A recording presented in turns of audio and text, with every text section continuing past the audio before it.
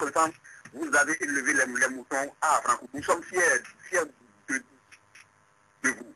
Parce que les plus instruits ne sont pas toujours les plus intelligents. Et cette intelligence, s'il y a que Dieu t'a donné, Dieu vous a donné, avec ça, vous élevez les moutons à Franco. Nous sommes fiers de vous. Ma troisième préoccupation, ça me tient vraiment à cœur et je voulais que vous, les députés, de ce que les gens appellent opposition informelle, je ne sais pas s'il y a une mouvance formelle. À Malanville est le premier producteur du riz au Bénin. Et je vous dis que le riz que... Est-ce que vous avez une question précise parce que là, nous sommes pris au dépourvu, là, pas le temps. Bon, je voulais seulement dire que les députés nous fassent une enquête pour savoir le riz que produit Malanville, où est-ce que ça se passe. Parce qu'on ne voit pas ce riz sur le territoire. À Malanville, même ce riz coûte 325 francs le kilo, et les magasins même n'en trouvent pas. Or, ce riz est produit c'est loin du sujet du jour, hein. Peut-être de quoi je parle. Monsieur Abouliabou. Merci beaucoup, on vous a compris. Un autre auditeur en ligne. Auditeur, bonjour. Veuillez bien diminuer le volume de votre poste récepteur, là, s'il vous plaît. Allô, diminuez le volume de votre poste récepteur. Eh bien, un autre auditeur en ligne, auditeur, bonjour. Allô, bonjour. Oui, à qui avant l'honneur? C'est M. Kelani à l'appareil. Kelani quoi? Kelani. Allez-y.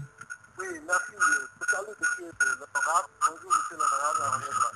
Vraiment, je suis très content de ce que vous avez dit. Ça prouve réellement. Monsieur Kelani, on ne vous entend pas du tout. Diminuez le volume de votre récepteur. Vous allez bien nous recevoir là. C'est bon maintenant? Oui, c'est mieux. Ok. Je disais que ça prouve que ce que vous êtes en train de dire, vous suivez une logique. Alors, à voir tout ce qui se passe aujourd'hui dans le pays, cela nous amène à dire que le président de la République, M. Yahi Bourou, est mal élu en 2006. Parce que si réellement il n'est pas mal élu en 2006... On ne va pas vous laisser aller à ces appréciations. Posez directement votre question et...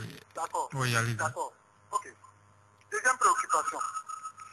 Alors, je suis très content que vous disiez aux gens aujourd'hui que quelles que soient les agitations qu'ils pourront faire, le PRD réunira toujours les 25%, quelle que soit leur agitation. Alors, monsieur l'honorable, je voulais que vous répondiez à celui-là qui vous a traité de tout la semaine dernière. Nous ne sommes pas du tout contents de la manière dont il vous a traité. Je veux réellement que vous répondiez par rapport à ces allégations.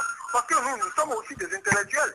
On peut être à l'école avant soi et ne pas être intelligent. Bonne journée à vous, monsieur.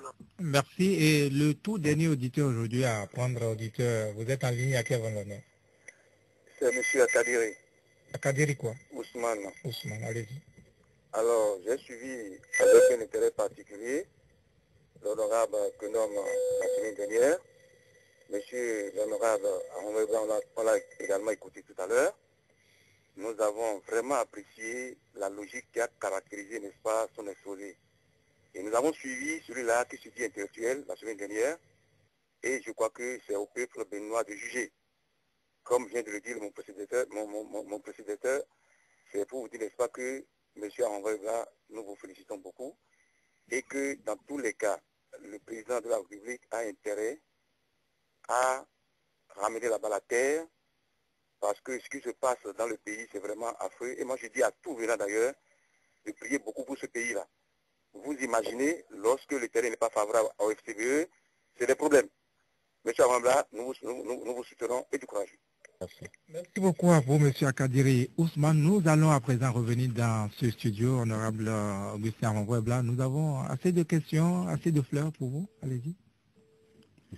Merci, cher journaliste. La première chose que je voudrais dire, c'est de remercier tous les auditeurs. Et je vais prendre... Il y a beaucoup d'auditeurs qui ont... Leur intervention, c'est en forme de contribution. Avant de commencer par répondre, je voudrais dire deux choses. Je ne connais pas la vengeance. La vengeance, pour moi, est le lâche et large plaisir d'un esprit étroit. La deuxième chose que je voudrais dire, c'est que grandir dans la vie, c'est aussi apprendre à vivre avec la médiocrité. L'essentiel est de bien faire ce qu'on a à faire. Et quand je m'en tiens à ces deux propos, je voudrais demander aux uns et aux autres, que fondamentalement, ce qui se passe aujourd'hui dépasse l'entendement. La LEPI se réalise de façon transparente lorsqu'elle est au vu au su de tout le public. Au Ghana, je vous ai exposé déjà ce qui se passe là-bas. En Afrique du Sud, 24 heures sur 24, il y a un panneau électronique qui s'occupe de la veille, de la chambre informatique. Et ce panneau, vous trouverez tous les acteurs politiques, ils ont toujours un délégué là devant ce panneau. Pourquoi? Parce que le programme ou le logiciel qu'il faut utiliser pour gérer la LEPI, c'est un programme qu'on peut, on peut modifier l'algorithme. On peut ajouter des instructions qui permettent de faire basculer les résultats à droite comme à gauche. Et pour cela, même les pays les mieux préparés, ils prennent des dispositions pour éviter que cela arrive. Répondant maintenant aux questions fondamentalement, je voudrais remercier mon cher ami, collègue illettré Eugène Ewanignon pour lui dire que la peur, c'est normal, c'est inscrit dans la vie des hommes. Mais le besoin de cette peur doit être amorti par les actions que nous menons. Il ne faut pas avoir peur simplement, il faut agir. Parce que pour répondre à la peur, il faut agir. Donc, je n'ai pas mis de feu aux fesses au secrétaire général, au superviseur général de la CPS. Je suis intervenu en tant que citoyen, en tant qu'auditeur libre qui écoute tous les dimanches au CFM comme d'autres, parce que j'aime bien suivre l'émission 4 sur table. Donc je suis intervenu, fortuitement je me suis réveillé, j'ai vu. Je voulais même aller à GEDES. Quand en parcourant, j'ai eu le 88.6 et j'ai suivi.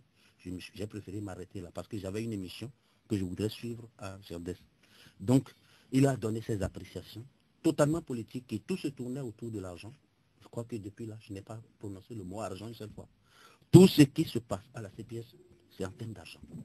Le superviseur général, c'est l'argent ici, c'est moi qui sais. Bon, je crois que véritablement, on va se retrouver pour voir ce qu'il faut faire. Il y a eu beaucoup de contributions. Ne pas baisser la garde, je les remercie fondamentalement, M. Kassa, M. Toussaint et tous les autres qui sont intervenus pour demander est-ce qu'on ne peut pas remettre en cause la LEPI. Ne pas laisser la LEPI. On ne peut pas remettre en cause la LEPI. Je le dis de façon formelle. Pour crédibiliser notre système électoral, il faut absolument que nous mettions en place la LEPI. Mais ce n'est pas une LEPI qui va créer des problèmes qu'il faut. Je suis d'accord. On dira que, est-ce que c'est juste le temps maintenant? Nous pouvons continuer à faire ce travail. Et la rencontre qui est suggérée, c'est qu'on se voit et qu'on comprenne que ces agents cartographes qui doivent travailler sont des agents qui doivent recevoir l'information. Je vous ai dit tout à l'heure que même le professionnel cartographe, il lui faut un mois à cause des pondérations, au moins une centaine, 100 éléments à intégrer avant de faire la cartographie instantanéenne. Mais quand on prend un élève, un étudiant en anglais, un cambiste, un élu local, bon, vers qui on va aller? Voilà un maire qui est maintenant agent cartographe. Tous FCBE. Et quand vous regardez, vous allez constater, mais ce n'est pas de l'acharnement contre quelqu'un. Je vous en prie, tout ce que je dis, vérifiez, et vous vous rendrez compte. L'OME plateau, littoral, une bonne partie, sont gérés exclusivement par l'honorable Aholou Keke, FCBE. Le reste du littoral... Le coordonnateur de je ne sais pas. Je ne sais pas. Mais je vous dis, pour les recrutements, c'est elle qui s'est occupée. Et c'est dans son bureau à l'Assemblée qu'elle s'est enfermée avec ses petits collaborateurs FCBE pour nous sortir la liste que vous avez vue. Dans le reste du littoral, l'Atlantique, c'est le coordonnateur, superviseur général lui-même. Il est allé même jusqu'au Monokofo, c'est lui qui s'en est occupé. Pourtant, dans cette commission, il y a Arossi Basile qui est du Monokofo, il y a Chokodo qui est du Monokofo,